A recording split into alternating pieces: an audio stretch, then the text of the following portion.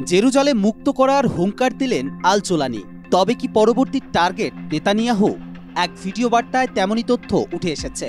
তিনি বলেছেন, আল্লাহর ইচ্ছায় আমরা শুধু দামেস্কে পৌঁছাইনি, জেরুজালেম আমাদের জন্য অপেক্ষা করছে। এমন বিস্ফোরক ভবিষ্যৎ পরিকল্পনার কথা জানিয়েছেন সিরিয়ায় স্বাধীনতা ফিরিয়ে আনা নেপথ্যের নায়ক আবু মোহাম্মদ আল জোলানি। তার সাফ মন্তব্য ছিল, দামেস্কের পর জেরুজালেম। তার মানে কি সিরিয়ায় স্বৈরশাসককে গদি ছাড়া এমনকি দেশ ছাড়া করার পর এবার সশস্ত্র যোদ্ধা এসটিএস এর পরবর্তী লক্ষ্য বেনিয়ামিন নেতানিয়াহু? ইসরায়েল সীমান্তে কি পরবর্তী আঘাত হানতে যাচ্ছে সিরিয়ার সশস্ত্র গোষ্ঠী এসটিএস? ইতিমধ্যে এসটিএস নেতা আবু মোহাম্মদ আল জোলানির একটি ভিডিও বার্তা সামনে এসেছে, যদিও এই বার্তায় কোনো নির্দিষ্ট তারিখ জানা যায়নি। আবু মোহাম্মদ আল জোলানি বলেন, যারা আমার কাছে আনুগত্য প্রকাশ করে তাদের আমি বলি আমার কাছে কিছুই নেই। এরপরও আমরা সক্ষমতার সবটুকু দিয়ে করেছি।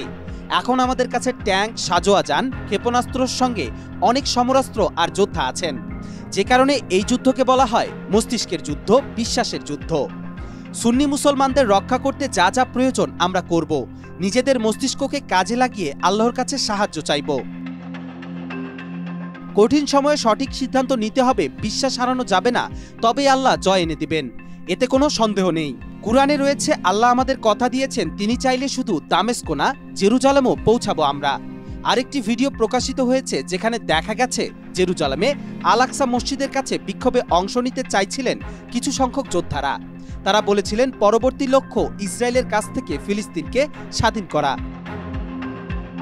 তারা বলছিলেন এটা ইসলামের ভূমি, এখানে দামেস্ক, এখানেই জেরুজালেম। এ সময় গাজার মানুষকে ধৈর্য ধরতে বলেন সশস্ত্র বাহিনীর যোদ্ধারা। যদিও ভিডিওগুলোর তারিখ নিশ্চিত হতে পারেননি গণমাধ্যমগুলো, এর মধ্যেই সশস্ত্র যোদ্ধাদের ভয়ে রয়েছে নেতানিয়াহু প্রশাসন।